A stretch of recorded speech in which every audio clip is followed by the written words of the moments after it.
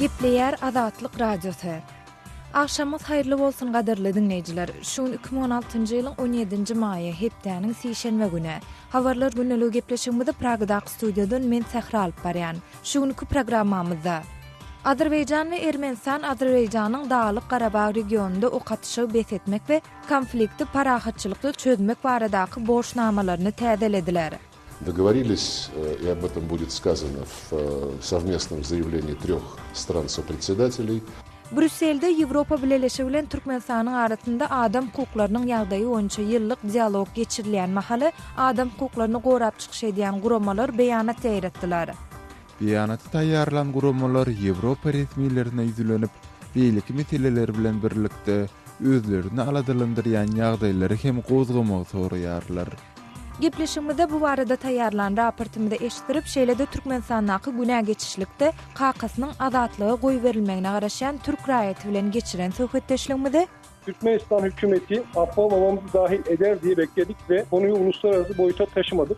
Aşgabatda ençeme söwdegäriň öz dükanyny yapyp söwdasyny durdan nogarada yerli ýazyjynyň berjek görüňlerini we beýlik maglumatlary eşitdirmäge inanşar. Yarım saatlyk habarlar günlügi gepleşigimiziň başynda günüň täzelikleri bilen tanyş boluň. Iran paýtagty Bagdatda aýry-aýrylykda bolan 2 bomba partlamasynda adyndan 23 adam öldi. Polisiýa we saglyk resmiýetleri partlamanyň netijesinde adyndan 46 adamyň yaralanandygyny aýdýarlar. Bagdadyň Demiradagyna ýerleşen Al-Şaab etrafyndaky badar edilen hüjümde 17 adam öldi we başga adyndan 21 tansy yaralandy. Bu etrawyň ilatynyň aglabasy şaý musulmanlaryndan ibaretdir. Bu aralykda Bagdadyň gün ortasyndaky Al-Raşid etrapçasyna edilen bomba hüjümünde 6 adam öldü ve başga 21 tansy yaralandy. Bu hüjümleriň jogapkärçiligini hiç kim öz üstüne almady. Emamyndan odal İslam döwleti atly topar Bagdatda we onuň goloýunda amala aşyrylan bombol hüjümleriň jogapkärçiligini öz üstüne alypdy.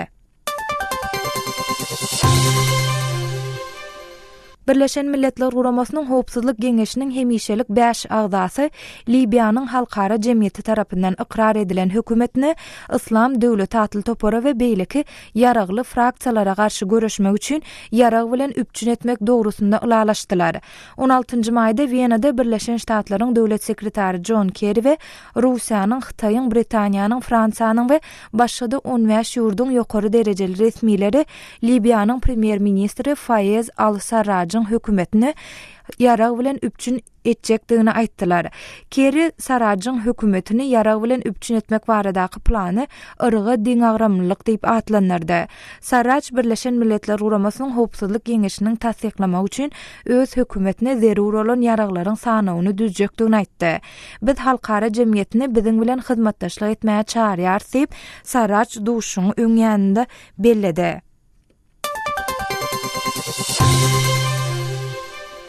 İslam döwleti atly topar bir döwürler Irakda eýleýän territoriýalarynyň 45 göterüminiň we Siriýada eýleýän territoriýalarynyň 5-den 1 böleginiň kontrollugyny ýitirdi diýip 16-njy maýda Pentagonyň medpuat wekili Peter Cook aýtdy. Soňky hepdelerde İslam döwleti atly topar Bagdatda we beýleki ilatly merkezlerde ýowuz hüjümleri amala aşyryp, onlarça adamy öldürendigine garamadan Birleşen Ştatlaryň we Iranyň harby güýçleri toparyň ýyda çekilýändigini ýygyderli tap gelýärler.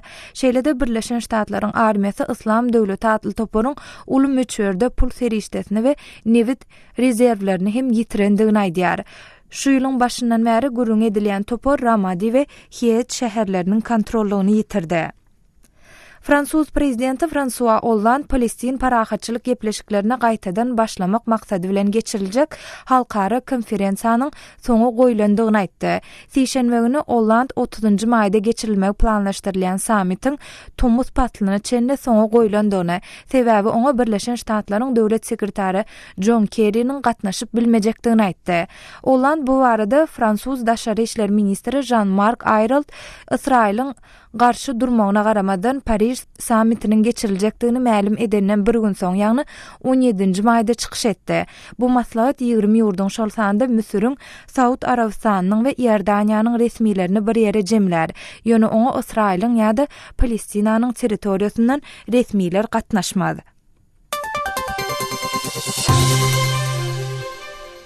Pakistanyň premier ministri Nawaz Sharif özüniň maliýe hasaplarynda hiç ýyly biýdüdünçiligi ýol berilmändigini aýdyp, ýurdun parlamentinden Panama kagydlarynda öňe sürilen maglumatlary derňemek üçin ýürüýte komissiýa döretmek sorady. 16-njy maýda Pakistanyň parlamentinde çykyş eden Sharif öz baýlygyny siýasata girmeden ozal kanuna laýyk ýollar bilen gazanandygyny we döwletiň pulundan biýdüdünçilikli peýdalanmandygyny aýtdy. Men Pakistandan ýekeje hem pulun çıkarılmandygyna kepil geçip bilerin diýip Sharif belledi. Panama kagydlary atly maglumatlarda Sharif'in çağlarynyň bir näçe offshore kompaniýalary eýçilik edýändigi öňe sürilýär. Hormatly dinleýijiler, saatlar kesmeden soň gepleşigimizi habarlar günnelik programmamyz bilen dowam etdirýäs.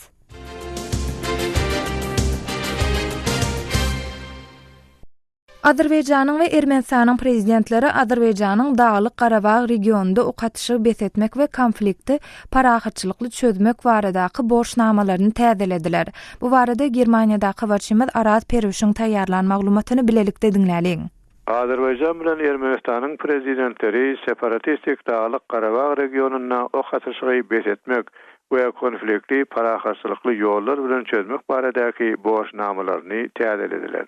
Amerikanyň Birleşen Ştatlary, Fransiýa we Orsiýa tarapyndan çykarylan birlikdäki beýannamada Ermeni prezidenti Sarkozyan bilen Azery prezidenti Ilham Aliýewiň gepleşikleriň indiki tapgyryny iki tarapdaýyn belenen ýerde geçirmek boýunça alalaşandyklary aýdylýar. Bu alalaşyga Amerikanyň, Orsiýatyň we Fransiýanyň araçylygy bilen 16-njy maýda Wienada gelindi. Tuşuşuk Aliýew bilen Sarkozyanyň aprel aýynyň başlaryna Dağlyk Garabagda 4 günläp dowam eden çaknaşyklardan bäri ilkinji ýüzbeýiz duşuşy bolup durýar. Sowet Soýuzy gawşa uğran ýyllarynyň başlap Baku bilen Yerewanyň arasynda Dağlyk Garabag sebäpli konflikt bar. Ilaty esasan Ermenilerden durýan Dağlyk Garabag özüni Azerbaýjandan garaşsyz diýip baglan etdi. 1988-nji ýyldan 1994-nji ýyla çelli dowam eden uruşda çak edilişine görä 30.000 adam ölüp 100.000lerçe adam öý owzaryndan jyda düşdi. 1994-nji ýylda Azerbaýjan bilen separatistleri goldayan Ermenistanyň arasynda atyşyklary besetmek alaşygyna gelinilýäri Dağlyk Garabag 2 aprelda iň yaramaz zorlukly hereketlere şaýat boldy. Orsiýatyň araçylyk etmegi bilen 5 aprelda atyşyklary besetmek barada alalaşyldy. Ýöne şondan bäri iki tarap bir-birlerini alalaşygy bozmakda aýplaýarlar. Aprelda iki tarapdan ençeme parahat ilat bilen birlikde 75 esger öldü.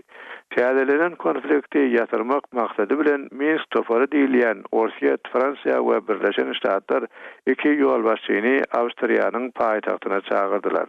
Tuşukdan soň çykarylan beýannamada atyşyklary besetmek düzgünine gödäwçiligi artdyrmak barada hem alalaşylandygy aýdylýar.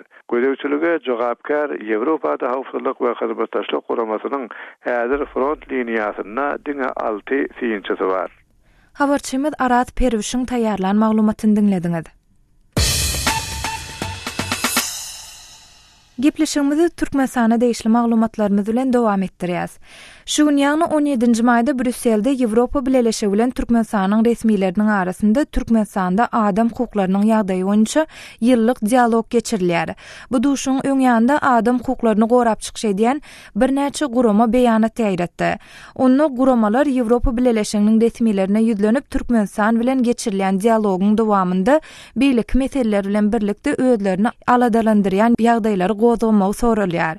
Bu barada kardeşim Merdan Sarifoň taýýarlan jekmejek maglumatyny dinläliň.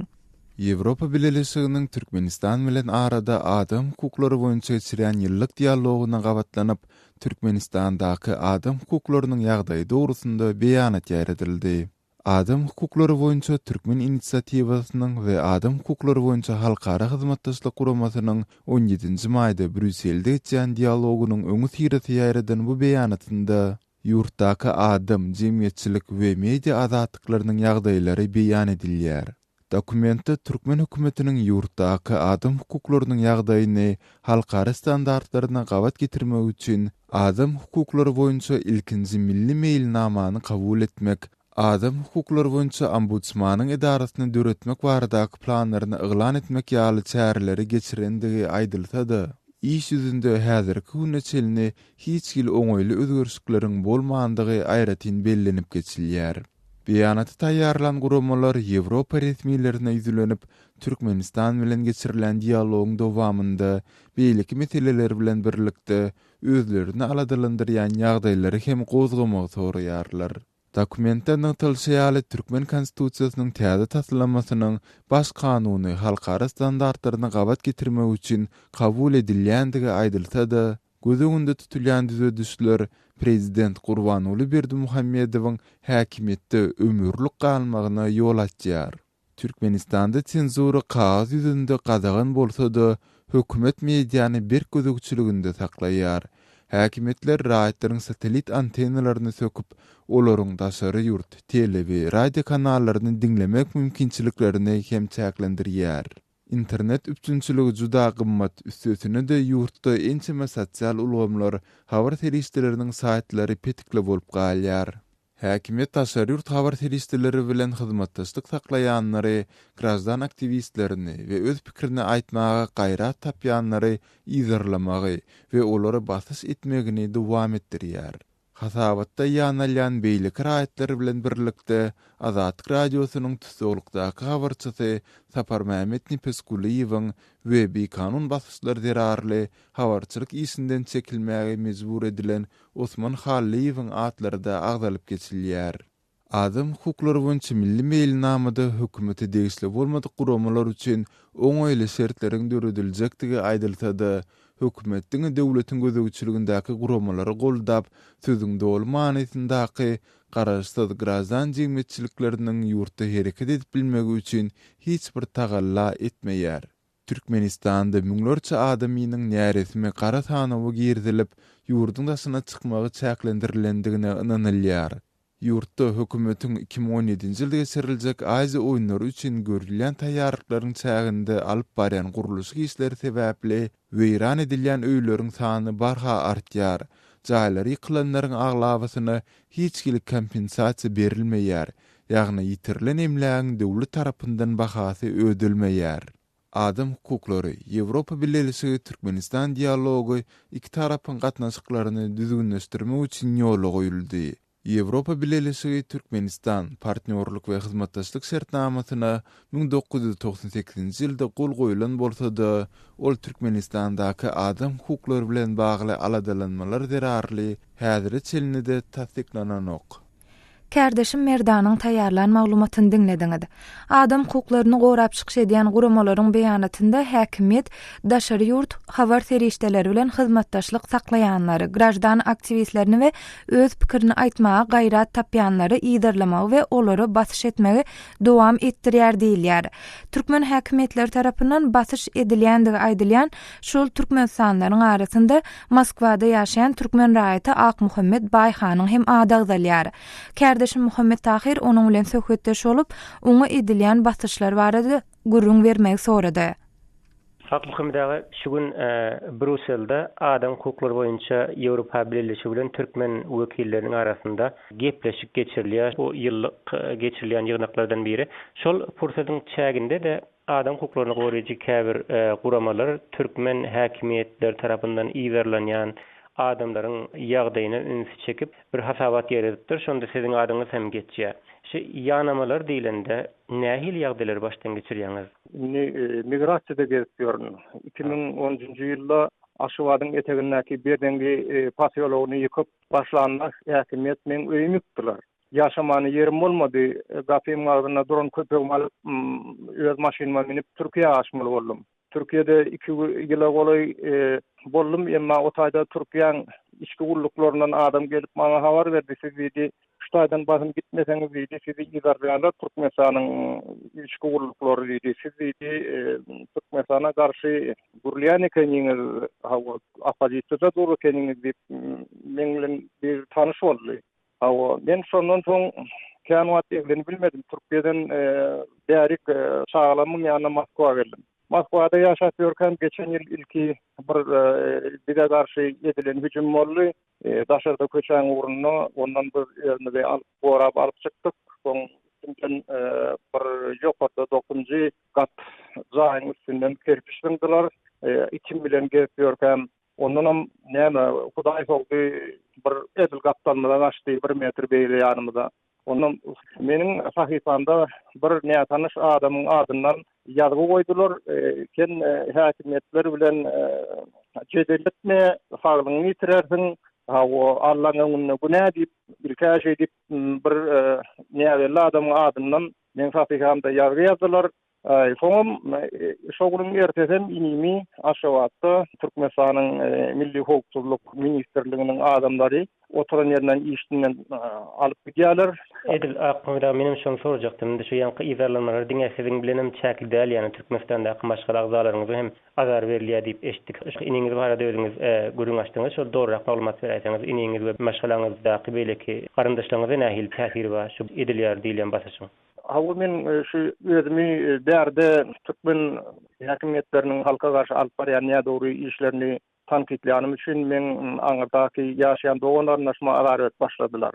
Meselem mart aýynyň 11-lerine 12-lerine men Aşgabatda ýaşaýan inim nazary Türkmenistanyň Howpsuzlyk Ministrligine getirip 2 sagatla taklaýarlar we azar berýärler. Oňa diýerler, ýa-ni agaň şu ýerde nalog tölemenler plan firmasyna olamayca o firma diye 2000 ýylda ýapyldy diye 2003-nji ýylda agam basdyňyz diye 2010-njy ýylda agamy öýüne ýykdyňyz agam hep işgat diýmedi sizden basdyňyz oturdy çykdy daşyna goý bermediňiz sesini çykarman oturdy ahir soňunda öýüne kaňysoň ýaşaman ýer tapman gitdi indi näme nalog bergesi bar diye on maňa näme üçin çağırdyňyz diýip togra öwrenme. Ay bize duýdurdylar seni çağıryp senin gurrunlaşmelidiler diýär.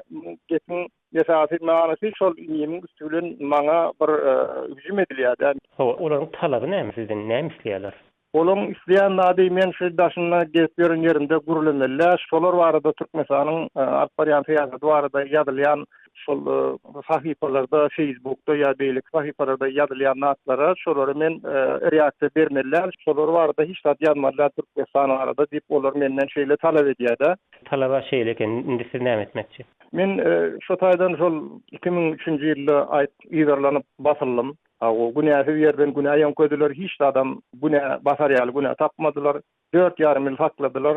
Çykarybam çağalamy görkenden ýene-de 5 ýyl beni ýerladylar Türkmenistanyň içinde we Türkmenistanyň çykarman takladylar. Bundan soň 2010-njy ýylyň başynda oturan jaýymy oturan ýerimde üstüme ýekdiler. Şondan men doğruluk bilen çykyp gaçyp ýetişdim. Diňe bu meniň üstümde bolup geçýän natlarda bu zulmy bu hemme bolup geçýän hökümet tarapyndan edilýän büýdünçleri bütün Türkmen halky buny berdenine alyp çekip otur. Men şoň üçin men hiç aşanam durman men orta ýolda. Men şu wagtlary görüp men şu Türkmen halkyna bir nähil edip bilsem ýardam etjek bir şolary biýüne basmadyn, şolary biýüne tutmasynlar, şolaryň bazı iş ýagdaýyna seresdirler, şolaryň suw ýagdaýyna seresdirler, şolaryň öýleri ýerine dursa diýip men çykdym şu ortaýyny. Oň üçin men sesim çykarman, oturman. Bolýa Ahmeda, beren maglumatlaryňyz üçin köp sag bolun. Sag bol. Kardeşim Muhammed Tahiryň geçiren söhbetdeşligini dinlediňiz.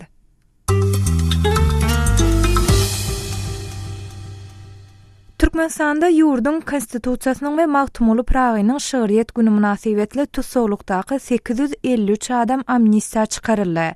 Prezident Gurbanly Berdimuhammedow bu baradaky fermana 16-njy maýda gol goýup, degişli ýolbaşçylara günäse geçilen adamlaryň 18-nji maýa çenli öz maşgala agzalarynyň ýanyna barmak üçin ähli derw çäreler görmek tawşyrdy.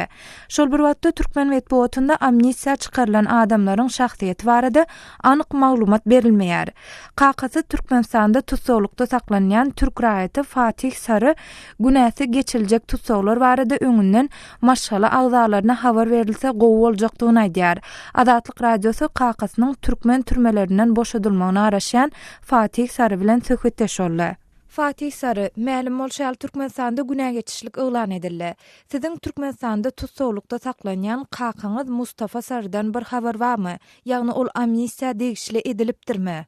Normalde 18 Mayıs Anayasa Mahkumluğu kutlamaları sebebiyle af çıkacağı söylentiler vardı. Yalnız buna daha önceden ailelerin bilgisi olması gerekiyordu ama şu an bu arada bir haber gelmedi. Biz diňe 18 Mayda esasy kanun günü we Mahkumluğu günleri münasibetli günägeçişlik boljagy barada gürrüňeşdipdik. Aslında günägeçişlik barasynda tutsaglaryň maşgalalarına öňünden habar berilse oňoýly bolardy. Häzir bizde kakamyzyň günägeçişligi degişli edilip edilmäni barasynda hiç hili habar ýa-da maglumat ýok gynansaňam. Ýatladyp geçsek, kakamyz Mustafa Sary Eýranda diýşa öwrünçün alan bir derman sebäpli Türkmenistanyna 6 aýdan bäri tutsaglykda saklanýar. Kakam gaty agda arasa adam, ýagny ol çilimem çekenok. Şoň üçin hem bu tötenlikde bolan bir ýagdaý bolan soň günägeçişlikde göýberler öýdýär. İran'dan dışarısı nedeniyle kullandığı ağrı kesici yüzünden 6 aylık tutukludur ve hiç kendisiyle hiçbir irtibat kuramadık, sesini duyamadık. Fatih Sarı, siz Türkmenistanda tutsaglykdaky kakaňyz Mustafa Sarynyň şu amnistiýa goşuljagy barada bir maglumat aldyňyzmy ýa-da şeýle bolaýsa diýip bir ýere ýüz tutduňyzmy? Bizim de talebimiz öncelikle Türkmenistan Devlet Başkanı'na yardımına muhtacız. Raftan Devlet Başkanımızın baba Mustafa Sarı'nın da faydalanması. Biz yurtta kakamyzyň günäsini geçecek ýeketäk güýje we erkeğe Türkmenistanyň prezidentine ýüzlenip haýyş etdik, hat ýazdyk. Häzir hem şu pursatdan peýdalanyp kakamyz Mustafa Sarynyň täze çykan amnistiýa goşulmagyny we günäsiniň geçilmegini Türkmenistanyň prezidentinden haýyş edýäs. Eklenjimizi üpçün edýän kakamyz Mustafa Sary tutsaglykda saklanýany üçin tutuş maşgala bolup şu wagt bir gaty kyn ýagdaýda galdyk. Eger kakamyz günäsizdigine garamazdan Türkmenistanda günägeçişlige goşulmasa onda Ýewropaň Adam Hukuklary Kaziýeti we Halkara Günägeçişlik Guramasy bilen bilelikde degişli ähli halkara adam hukuklary guramalaryna ýüz tutmaga mejbur bolarys. Biz maşgala bolup Türkmenistan hökümetiniň çykaran günägeçişligine kakamyz Mustafa Saryny hem goşur diýip garaşdyk we şu wada çenli kakamyň meselesini halkara köpçüligiň gün tertibine getirmedik. Şoň üçin hem ýene-de bir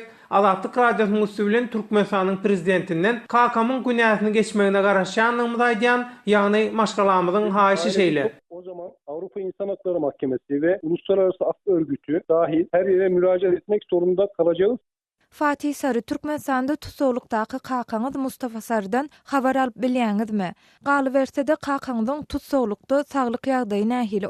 Biz Türkmenistan hükümeti affa babamızı dahil eder diye bekledik ve konuyu uluslararası boyuta taşımadık. Yani lütfen yardımınızı beklediğimiz... Kakam 2015-nji ýylyň 15-nji dekabryndan bäri, ýagny 6 aýa golay wagt bäri Türkmenistanda tutsaglykda saklanýar. Kakam bilen hiç ýyly ara gatnaşyp gurup bilemzok. Diňe bir gezek kakamyň ýanyna tutsaglykda oturan biriniň aýalyna haýyş edip Türk konsullugyna ýetirilen 2 tane hatyny WhatsApp'yň üstü bilen alyp bildik. Ondan naşaryn şu wada çelini kakam bilen ara gatnaşyp gurmaga ýa-da oň halyndan habar almaga hiç ýyly mümkinçilik ýok. Cezaevine giden bir bayanın onun vasıtasıyla babam arkadaşına mektup veriyor. Fatih Sarı, şol kakaňyzdan gelen hatlaryň mazmuny barasynda maglumat berip bilersiňizmi? Ben çok iyiyim oğlum. Beni merak etmeyin. Benim tek düşüncem sizlersiniz. Biz de 18 Mayıs'ı affı bekliyoruz ki eğer o hafta... Hatlarda kakam öz ýagdaýynyň gowdugyny aýdyp, meni alad etmeň diýip ýazdypdyr. Men aslında sizi ýagny maşgalamyň güzeran ýagdaýyny gaty gaýga edýän diýipdir. 18 maýda boljak günägeçişlige garaşýar. Ondan bolmasa belki gadyr gecesindäki de göýbererler diýip umyt edýäris diýip ýazdypdyr. Şu ýerdäki diňe mennäl beýleki türk sürüjü tutsaklaram öz maşgalalar bilen ara gatnaşyp gurup bilen oklar. Bu ýerde telefonu gadagan edipdirler diýip ýazdypdyr hatynda. Mundan başga hiç hili artyk maçgurluğum ýok. Maglumatam kakamdan gelen 2 hatda. Ynha ýagdaý şundan bar. Şey yok. İrtibat kuramıyor. Bir burada telefon serbest değilmiş diye böyle bir yazımda bulunmuş. Bunun dışında da herhangi bir görüşmemiz olmadı. Bu şekilde. Kakasy Türkmenistanda tutsaglykda saklanýan Türk raýaty Fatih Sary bilen geçiren söhbetdeşligimizi dinlediňiz. Aşgabatyň bazarlarynda ençeme söwdegäriň dukanyny yapyp öz söwdasyny duruzan habar berilýär. Söwdegärler munyň sebäbini nagd dollar satywynyň ýatyrylmagy we daşary ýurtlardan getirilýän harytlaryň bahasynyň gymmatlamagy bilen düşünýärler. Biz bu mesele bilen gyzyklanyp Aşgabatly ýazyjy Amanmurat Bugaýew bilen söhbetdeş boldyk. Amanrada Aşgabatda bir näçe söwdegäriň öz dukanlaryny yapandygyny habar berdiňiz. Bu barada dolurak maglumat berýäňiz. Bu dukanlar nerede ýerleşýär? Olarda nähil harytlar satylýardy? Paýtagtda hukuky bolan dukanlaryň ýapylmagy barha köp bolýar. Bellenmeli ýa-da bir ýapylşyp mejburdan eýhin neýletin ýapylşyp, ýagny dukanlaryň eýleri öz dukanlaryny öz üstüne goýýar. Men bilýärlerimden 15 ýyl awadançylyk Lomoy söwda bazarynda çağı oýna başlaryny satýan dukan sport eğneşiklerini, sport ayakkabılarını satyan dukanlar yapıldı. Şeyle hem altın asır Gunnogor Bazar deyip adlandırılan önkıyıcılık bazarına spirtli içkileri ve temaki önümlerini satyan dukanların 5'ti bir vardı. Şeyle hem ara katnaşkı zamlarını, öýjüklü telefonları, temil radyo aparaturalarını satyan dukanlarım yapıldı. Bu da iyilip durunu hazır resmi yapılmasa da kapsından kulpasılan yapıp duran dukanlar bolsa ençeme. Amandrada ençeme diýdiňizde bir ortaçy hasap bilen aýdanyňyzda näçe çemesi dukan yapyldy? Siziň bilýänleriňizden. Ortaçy hasap bilen aýtmaly bolsa onu yapıp duran hem de yapılan dukanlar 15 ýyl awadanslyk bazarına 15'den köprek zıgırlık altına gırık Gunnogor bazarında oldu 30'a yakın dukan. Amandradan dukan eýeleri ýa-da söwdegärler dukanlaryny yapıp öz bizneslaryny togtatmagynyň sebäbini näme bilen düşündirýärler? Ýagny muň sebäbi näme? Olaryň aýtmagyna görä sebäp juda kän. Birinji sebäbi ýurtda dolar gytçylygy, ikinji sebäp ýurdun başyndan harit getirmäge gidiýärleri diňe 10.000 dollary ýany bilen äkitmäge hem de 10.000 dollary harit getirmäge urusy edilýär. Üçüncü sebäbim bir ikinji sebäp bilen bagly sebäp näme bolýaly dukanlaryň diňe asarlyky öz-özüni harit bilen üçinedýär. Beýleki dukanlary daşary ýurtlardan harit getirýän ýürüýte firmalar üçinedýärler. Ine şu firmalara da 10.000 dollary äkitmäge urusy edilýär. Olar garap uğurny ýolunu tapyp belli bir derejede harit getirýärler. Ýöne getiren haritlerini dukanlara öňkünden has gymmat bahadan hydurlaýarlar. Onuň sebäbi ýene de dollar bilen bagly sebäbi döwlet banklaryna dollar sowdasy edilen o karawalarda bolsa dollaryň bahasy Merkez Bankyň kesitlen narhyndan ortaça 27-30% gymmatlady. Ýene de bir sebäp şol gymmat alynan haritler gymmat bahadan satylýar. Şol üçin dukanlarda edilýän sowda yok ýa-da juda az. Ondan dukan eýleri dukan saklamak üçin käreni pulunu töläp oturmagyň özlerini maliýet aýdyn çökürjegini gözleri ýetip dukanlaryny oşadurmak üçin niýetin ýapýarlar. Başga da sebäpler kän, esas sebäpler şular. Amanrada aşywatda soňky aýlarda bahasy gymmatlan ýa-da tapdyrmaýan haritler bamy gözeýilýärmi? Bellemeli ýa-da haritlaryň tas ählisiniň bahasy gymmatlady.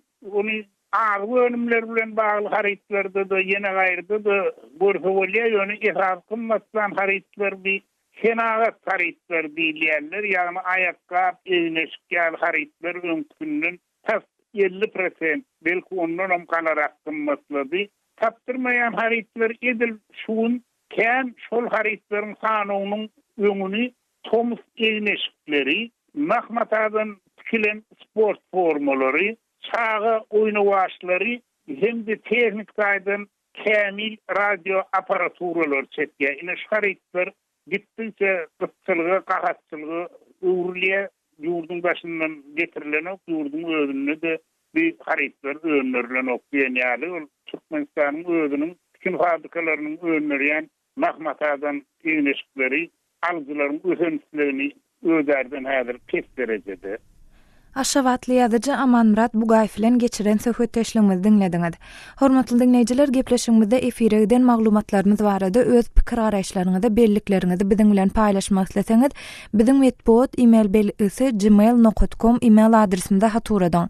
Ýa-da Moskwadaky telefon belgimiz 7926 236 04 55. Jaňadyň ýa-da SMS ýazan. Gaderly dinleýijiler, şunuň bilen habarlar günnelik gepleşigimizi geçirip oturýas.